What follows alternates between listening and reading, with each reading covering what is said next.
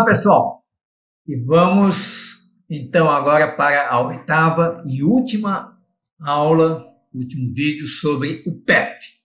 E para que ele funcione direitinho, isso é mais para os analistas de suporte, os analistas de implantação, são necessárias uma série de providências que provavelmente não vinham sendo realizadas corretamente até aqui. E isso é válido para o ano de 2018, mas principalmente para o ano de 2019. Vamos começar o ano de 2019 com todos os parâmetros, tudo certinho, para que o PEP realmente funcione corretamente. Então vamos lá. É uma série de providências que tem que ser necessárias. Bom, a primeira delas é com relação ao saldo interior, principalmente quando for uma empresa nova que está se iniciando no ERP Flex. O saldo interior, agora, ele pode ser gravado. Das 22 linhas que compõem o PEP, você vai ter lá o saldo anterior gravado. De modo que mesmo as empresas que estão há muito tempo usando o ERP Flex, no PEP, eles vão começar, vamos dizer assim, a partir do saldo do dia 31 de dezembro de 2018. E aí vão analisar os resultados no PEP em 2019 com saldos corretos, com saldos também até mais simples de implementar. Então tem lá aquele casinho, a opção lá do saldo anterior na tela do PEP e você vai informar a data. E um detalhe é que esse saldo anterior que você calculou, no caso de uma empresa antiga, você puxou ele a partir dos dados reais até aquele momento, você vai entrar nessa tela aqui e vai corrigir ou acertar.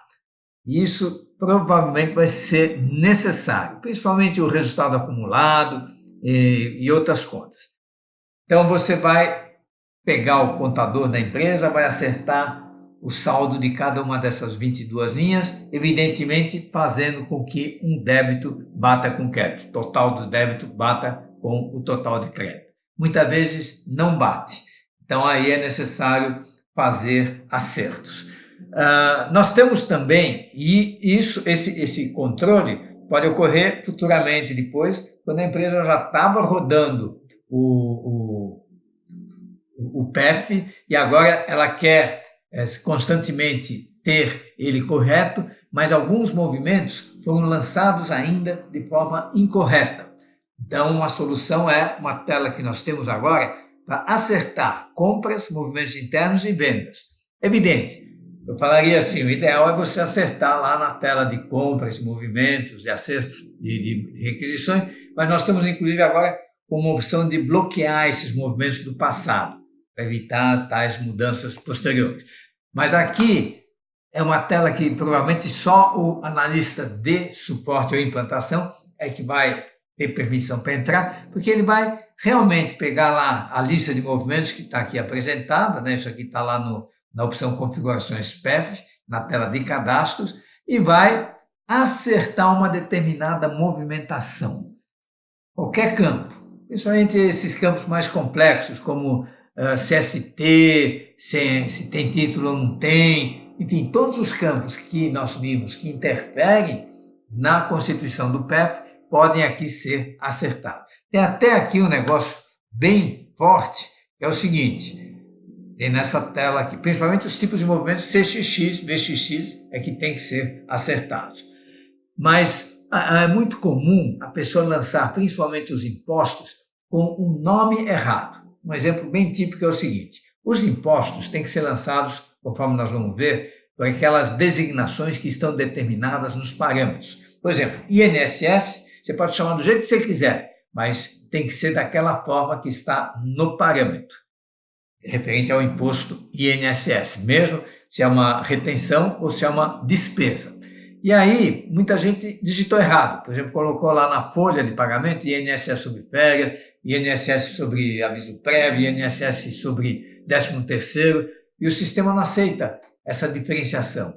Então, você quer acertar todos os lançamentos que foram feitos, por exemplo, como INSS sobre férias, e colocar um novo nome, o nome correto que seria, por exemplo, INSS. Então, você vem aqui na tela de acerto de um item, de um movimento, põe aqui o nome seleciona um lançamento e aqui você coloca novo produto ou serviço, o nome que você quer. E quando você manda atualizar, ele atualiza todos os movimentos que tem aquele movimento incorreto, para evitar que você tenha que ir lançamento a lançamento fazer esse acerto. Ficou bem prático isso, mas é uma operação que você tem que realmente tomar conta. Um outro ponto muito importante, nós temos agora em alguns cadastros a linha do PEP, que é onde você define se aquela dimensão deve fazer parte de qual linha. Basicamente, nós temos isso no cadastro de bancos, natureza, empréstimos e investimentos. Então tem esse campo aqui, linha do PEP, e você precisa ir lá e preencher de todos os bancos, de todas as naturezas, de todos os empréstimos e investimentos. E aí você vai chegar lá e vai preencher. Então, o campo linha do PEP tem que estar preenchido nos cadastros. Na natureza, na verdade, você só vai usar, só é importante, vamos dizer assim, a linha 9, o que é imobilizado. E estoque. Mas o estoque automaticamente, com base num parâmetro, ele já considera que é estoque. Mas aquilo, todos os lançamentos que forem feitos com a natureza imobilizado, tem que ser 9. É porque algumas pessoas não chamam de imobilizado, pode chamar com outro nome. E aí ele vai colocar nesse outro nome de natureza a linha 9, no que se refere à conta imobilizado. Para o PEP, no cadastro de bancos, indicar quais vão na linha 1 e quais vão na linha 2. Né? Eu falei já que o banco pode ser um banco com liquidez, que vai entrar no fluxo de caixa, mas isso também tem outro campo que informa isso, mas para efeito contábil, vai numa conta sintética bancos. E aqueles que são aplicações, vai numa outra conta sintética, e aí você vai colocar na linha 2 do PEP, aplicações financeiras. No cadastro de investimentos, indicar o que vai na linha 2, que é aplicações, embora nesse caso eu recomendo fazer uma transferência bancária, e o que vai na linha 9, imobilizado, tá? Dos investimentos. Né? Fiz um investimento, por exemplo, numa marca, patente, isso vai na linha de imobilizado. O default sempre é 2. No cadastro de empréstimo, indicar o que vai na linha de exigível a longo prazo e o que vai na linha capital. Né? Porque quando, por exemplo, a empresa pega uma grana de fora, ela pode pegar ou de um banco, né, um investimento a longo prazo, tal, ou de sócios. Mesmo se for, por exemplo, um private, vem lá e vai para a conta capital. Então você lança tudo através de empréstimos. E quando você cadastrar esse empréstimo, você vai dizer se ele deve para a linha 15 ou para a linha 16. O default é 15. Por enquanto, os campos da linha PEP, do cadastro de cliente e fornecedor, não estão sendo usados. A gente tinha criado isso, por exemplo, para definir lá no cadastro de cliente se o cara é acionista ou cliente. Isso não é necessário porque você vai lançar isso através de empréstimo e lá no empréstimo você vai dizer se ele é um capital ou empréstimo a longo prazo, exigível a longo prazo. E a parte de clientes nacionais do exterior, isso por enquanto também não está contemplado, mas se um dia for necessário, a gente vai usar a linha do PEP lá para discriminar isso, se é cliente nacional ou estrangeiro.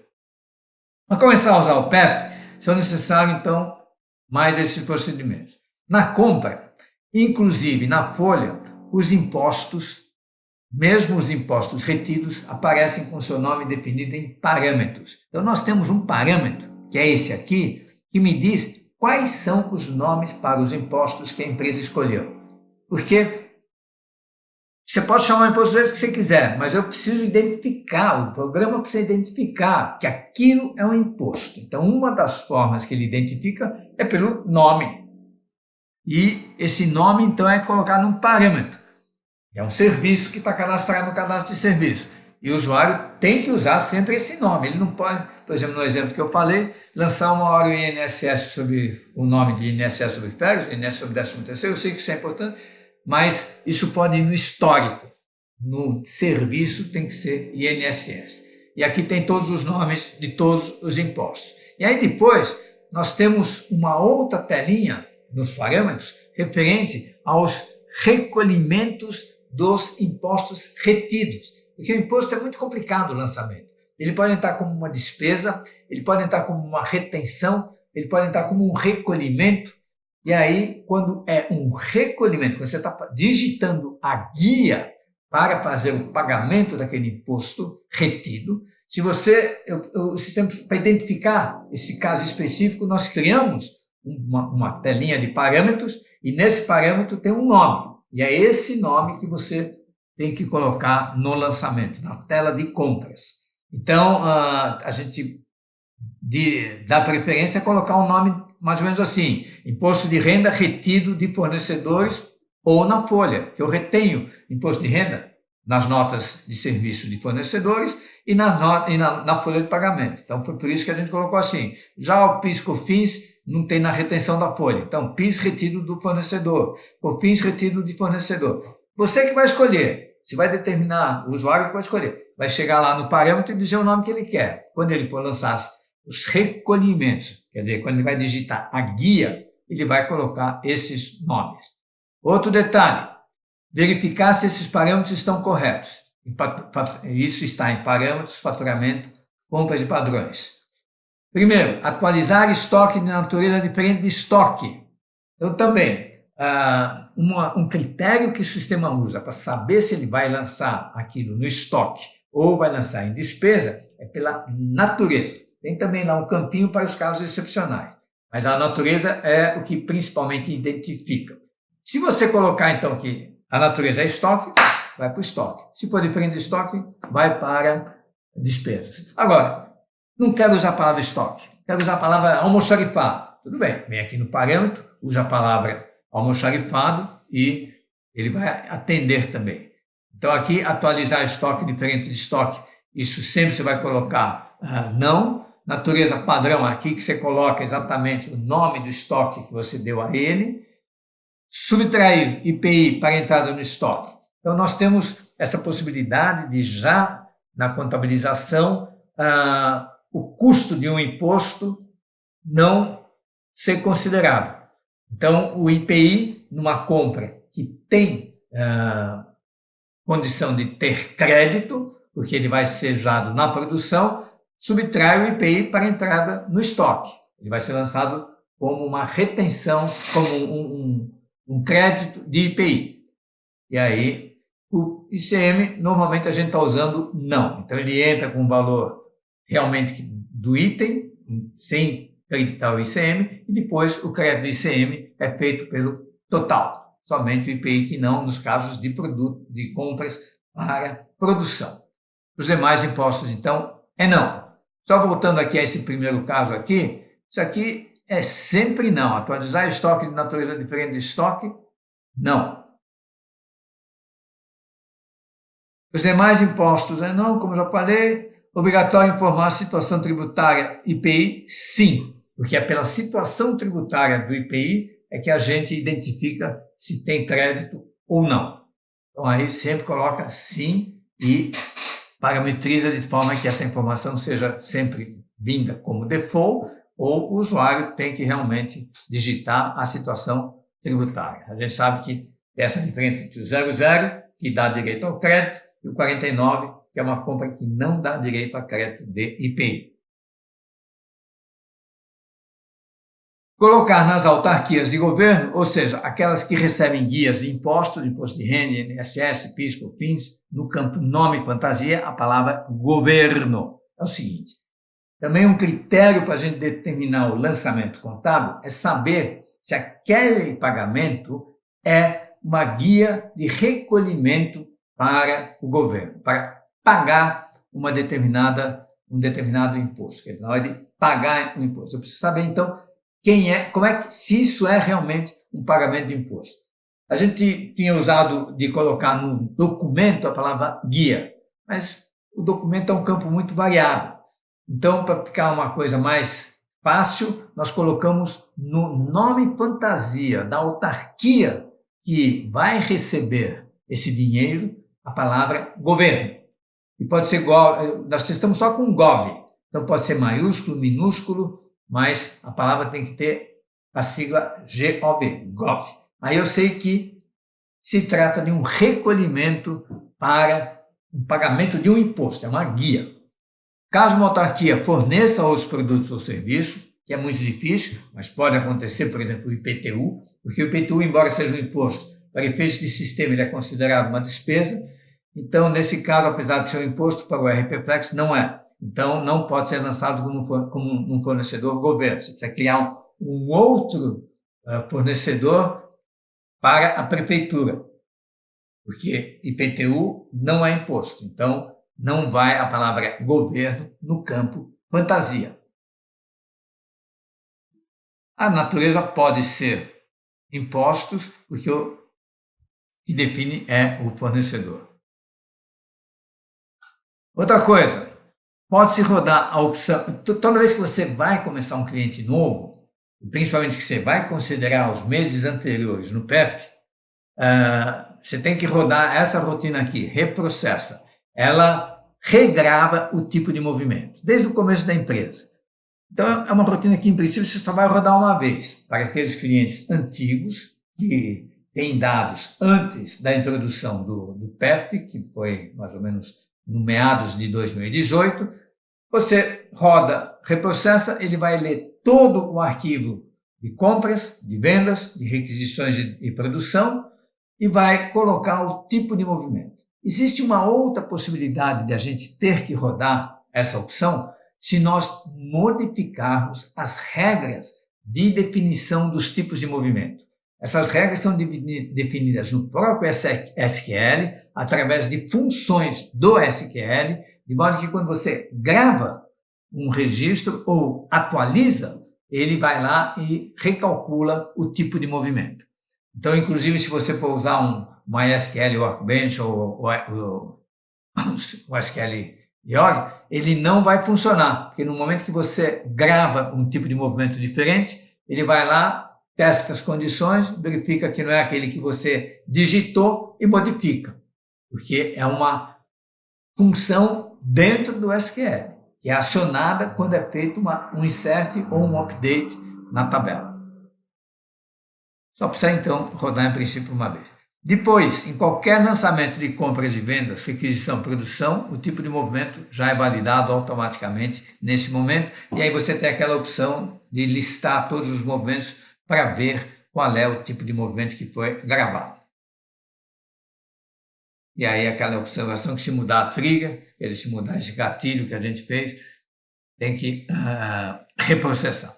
Entre nos acertos e verifique se está tudo em ordem, principalmente se existe código CXX, VXX ou MXX. Então, em princípio, jamais deveria haver esse tipo de código. Inclusive, está previsto a gente impedir que seja lançado um lançamento que caia nessa condição, ou seja, que naquela combinação toda de todos os elementos que definem o tipo de movimento, ele não achou, de acordo com a digitação que foi feita, um tipo de movimento válido. Estamos incluindo isso, rejeitar esses movimentos. Rode o saldo anterior com a data final do exercício anterior, provavelmente o resultado acumulado de 17, e terá de ser ajustado. E depois, a ideia é que você rode essa rotina do saldo anterior de período em período, para que torne mais rápido as consultas do PEF e de outros relatórios que agora também talvez vão ler esse saldo anterior. Agora, futuramente nós vamos permitir que se grave o saldo anterior em várias datas. E aí a pessoa vai poder fazer consultas rápidas, independente do período. Aconselha-se a rodar periodicamente essa opção, embora, por exemplo, se a pessoa quer muita velocidade, porque ela tem muito movimento, você pode rodar trimestralmente. Ela agiliza o processamento, pois não precisa ler todo o passado para calcular os saldos. A data deve ser tal que dificilmente o usuário faça uma consulta de um período anterior, essas continuarão demoradas, e se sua empresa está usando o RPFlex há muito tempo. Porque se tiver um baita arquivo e você colocou lá a última data, 31 de março, e o cara for fazer uma consulta do primeiro trimestre, não vai ter saldo anterior. Voltando àquela questão de ajustar os saldos, em último caso, se você realmente não conseguir ajustar os números do PEF, das 22 linhas, para que bata o saldo, o débito com o crédito, normalmente você vai lá ajustando o resultado acumulado, você tomou a decisão correta, porque normalmente é esse valor que está incorreto dentro de todo esse complexo de dados do balanço. Deve ser usado também, então, por um motivo qualquer, muitos lançamentos incorretos no passado, existe uma contabilidade paralela que apresenta saldos diferentes. Então, você vai lá e vai acertar o saldo anterior. Lembrando sempre, tem 4 linhas desse saldo anterior que você não pode acertar. Quer dizer, que nem é questão de não pode. Se você alterar, não vai resolver o teu problema, porque essas linhas elas são a soma dos títulos em aberto. E aí, a solução é você criar um título com data anterior ao saldo anterior, que te dá essa posição para que esse programa que vai gerar o saldo anterior chegue no saldo correto. Então, você está rodando 2019, aí você acertou lá todos os saldos, está continuando não batendo. Aí você viu que o problema tá, que você acerta a linha do saldo anterior, do quanto você vai receber, e mesmo assim ele vai lá e modifica no PEF. Então, por quê? Porque a linha do PEF, do quanto você vai receber, ela é a soma dos títulos. Aí você vai incluir um título que vai acertar essa linha com data anterior ao dia, por exemplo, 31 de dezembro de 2018. Inclui o título lá, de modo que, ao ler todos os títulos em aberto, o sistema vai dar aquele resultado que você deseja, que está, vamos dizer assim, na contabilidade do usuário. Nas demais linhas, o acerto é possível, mas lembrando que acertar o saldo de uma linha, se futuramente fosse rodar o SPED, é necessário que a soma dos registros analíticos do SPED, do SI1, enviado no último SPED dessas 4 linhas, também esteja batido. Ou seja, convém acertar os títulos de clientes e fornecedores que não entram no SPED. Então, a linha, nós temos também o saldo no SPED. No SPED, no SPED. Nós estávamos falando do PEF, mas tem que estar coerente com o SPED. Pessoal, essas são as alterações ou as providências que têm que ser tomadas para rodar o PEF. Não é simples, porque a gente sofisticou bastante o RP Flex e essas necessidades ou essas obrigações que eram necessárias, que são necessárias agora e que evidentemente os programas de consistência vão bloquear com maior rigor, não foram feitas no passado e fazendo esses acertos, certamente o usuário vai ficar bem satisfeito, porque vai ter números exatos e bem fáceis de analisar. Então, aproveite com o PEF, o Pivot Table, você tem todos os dados da sua empresa na mão, atualizados, detalhados de forma flexível, muito rápido e principalmente legalizados com o SPED contábil. Pessoal, ao trabalho, boa sorte!